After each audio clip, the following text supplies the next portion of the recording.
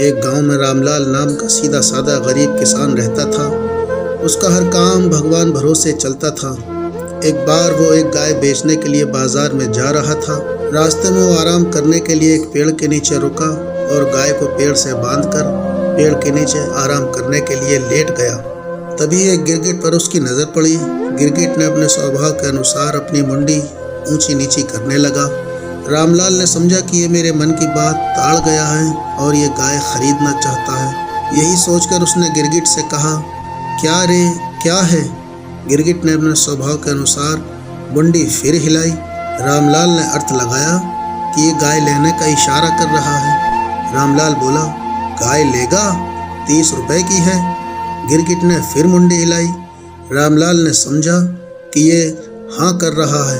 रामलाल ने सोचा कि बाजार में कहाँ भटकता रहूँगा, गाय इसे ही बेच देता हूँ। रामलाल ने पूछा, आज रुपए देगा या कल? गिरगिट ने फिर मुंडी हिलाई। उसने जो समझा वो ये था, अच्छा कल देगा, चलो कोई बात नहीं, कल दे देना। फिर वो गाय को वहीं छोड़कर घर की तरफ लौट आया।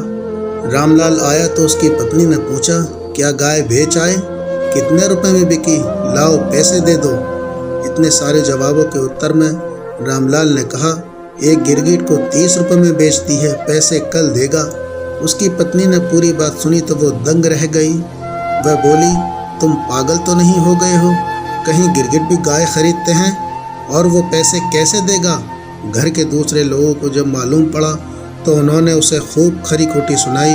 फिर गांव में जिसे पता लगा वो सभी उसकी हंसी उड़ाने लगे। लेकिन रामलाल पर किसी भी बात का कुछ असर नहीं पड़ा।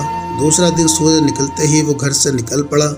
रामलाल ने जब उस पेड़ के पास जाकर देखा, उसे न तो कोई गाय दिखाई ही दी, न ही कोई गिरगिट। उसने सोचा कि गिरगिट कहीं घूमने फिरने गया होगा, चलो आसपास घूमकर देखते हैं। थोड़ी देर बाद उसने देखा कि एक झाड़ी के नीचे बैठा गिरगिट अपनी मुंडी हिला रहा था। देखते ही रामलाल बोला, ला रे, मेरे पैसे दे। फिर रामलाल ने उसकी ओर हाथ बढ़ाया तो गिरगिट पीछे सरका। रामलाल जरा और आगे बढ़ा तो गिरगिट अपने बिल में घुस गया। रामलाल ने सोचा कि शायद वो अंदर रुपए लेने गया है। थोड़ी देर इंतजार किया, फिर वो उठा और अपने पास पड़ी एक लकड़ी से बिल को ये कहकर कुरेदने लगा, चल भाई चल, बहुत देर हो गई है, मुझे पैसे दे दे जिससे मैं घर जाऊं। 2-4 बार कुरेदने से वहां उसे चांदी के सिक्के नजर आए। रामलाल समझा कि ये सिक्के गिरगिट ने भीतर से दिए हैं। उसने एक एक करके 30 सिक्के गिनकर निकाल लिए। तभी वहां एक मटकी दिखाई दी, उसमें और भी सिक्के थे, लेकिन उसने केवल 30 सिक्के ही निकाले और बोला, देख ले भाई, 30 रुपए ही लिए हैं। रामलाल ने फिर मटकी को मिट्टी से छुपाकर अपने घर की तरफ चल दिया। घर जाकर सिक्कों को अपनी पत्नी को देते हुए उसने सारा किस्सा अपनी पत्नी को सुनाया। उसकी सारी बातें एक पड़ोसी बड़े ध्यान से सुन रहा था। उस पड़ोसी ने लालच में सोचा कि मैं अभी जाकर वो मटकी ले आता हूँ। रात को वो उस जगह पहुँच गया जहाँ से रामलाल ने सिक्के निकाले थे। उसने धीरे धीरे उस जगह की मिट्टी को हटाया तो वहाँ उसे एक मटकी दिखाई दी। मटकी के अंदर जब उसने देखा तो उसमें उसे बहुत सारे बिच्छू दिखाई दिए। जैसे तैसे रामलाल के पड़ोसी ने मटकी को ढका। फिर सोचने लगा कि रामलाल ने मुझे धोखा दिया है और झूठ बोला है। यहाँ कहाँ सिक्के हैं? उससे बदला लेना चाहिए। ये मटकी उसके घर की छत पर से उसके ऊपर डाल देनी चाहिए। जब बिच्छू काटेंगे तो रामलाल झूठ बोलना भूल जाएगा। यही सोचकर उसने मटकी का मुंह अच्छी तरह बांधा और घर की ओर चल पड़ा।